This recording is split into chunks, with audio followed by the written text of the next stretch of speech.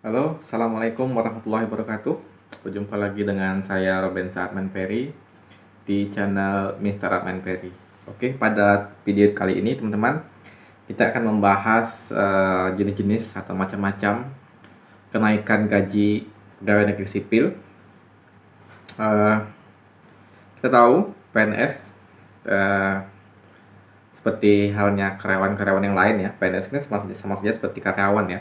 Bedanya PNS ini digaji oleh negara, sedangkan karyawan swasta itu digaji oleh pemilik usaha atau perusahaan tempat dia bekerja ya. Seperti halnya para karyawan yang lain, PNS juga ada yang namanya kenaikan gaji ya. Kenaikan gaji yang didapat yang merupakan hak dari mereka jika telah memenuhi kriteria-kriteria tertentu atau pencapaian-pencapaian tertentu.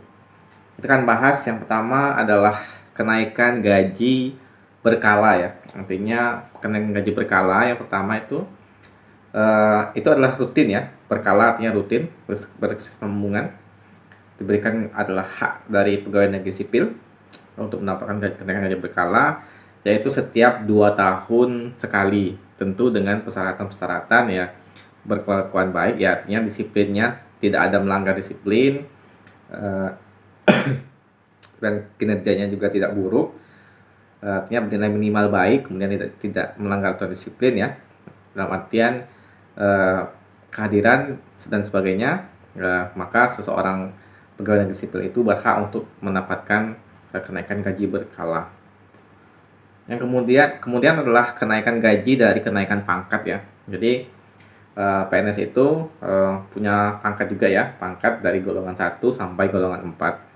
Dari 1A, 1B, 1C, 2A, 2C, 2D, dan seterusnya sampai ke 4E ya.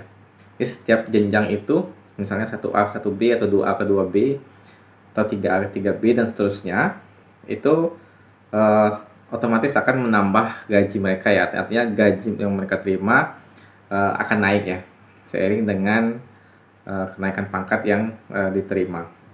Kenaikan pangkat PNS itu ya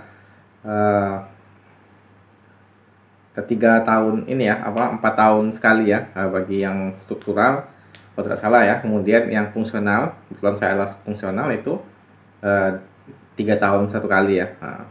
Berbeda ya struktural dengan fungsional, karena fungsional harus ada angka kredit dari angka kredit dari kinerjanya ya. Artinya karena fungsional tertentu itu dia mempunyai keahlian khusus, keahlian tertentu, jadi apa yang dikerjakannya, keahlian yang dikerjakannya itu mendapatkan poin, sehingga mempercepat kenaikan pangkatnya.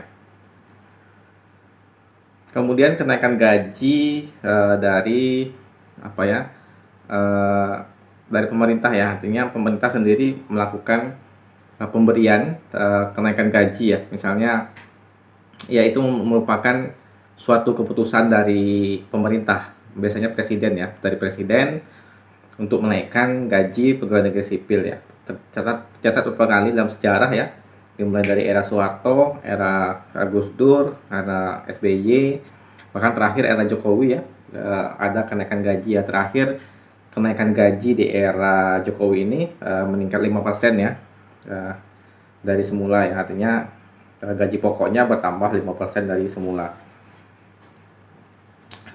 Kenaikan gaji ini tidak menentu ya, tergantung dari kebijakan dari presiden itu sendiri ya. Kalau dia ingin menaikkan gaji dan tidak anggaran yang cukup ya, itu bisa dilakukan ya. Kemudian ada lagi yang namanya kenaikan gaji dari ini ya, gaji tunjangan anak dan istri ya. Tunjangan istri itu 10% ya dari gaji pokok ya, 10% dari gaji pokok, dan kemudian tunjangan anak itu nilainya 2% dari gaji pokok per masing-masing anak. Kemudian juga ada lagi tunjangan kenaikan, atau ini bisa dibilang kenaikan ya, tapi menambah pendapatan juga ya, yaitu gaji 13 dan gaji 14. Gaji 13 itu diberikan untuk sebagai insentif bagi pegawai negeri sipil yang dikarenakan akan memasuki usia masa-masa anak sekolah ya, anak sekolah tahun ajaran baru dapat membantu pegawai negeri sipil untuk membiayai kebutuhan anaknya untuk sekolah, ya. Dan yang dapat tidak hanya pegawai negeri sipil yang punya anak sekolah ya, jadi intinya rata semua pegawai negeri sipil baik yang punya anak sekolah maupun yang tidak, maupun yang tidak punya anak atau bujangan tetap dapat ya. Masalahnya yaitu sebesar 1 kali gaji pokok ya. Kemudian ada juga gaji ke-14 yaitu THR, itu diberikannya ketika menjelang mau Lebaran Idul Fitri ya. Itu biasanya insentif punya THR dari pemerintah untuk membantu pegawai negeri sipil dalam rangka menghadapi hari raya atau Lebaran Idul Fitri.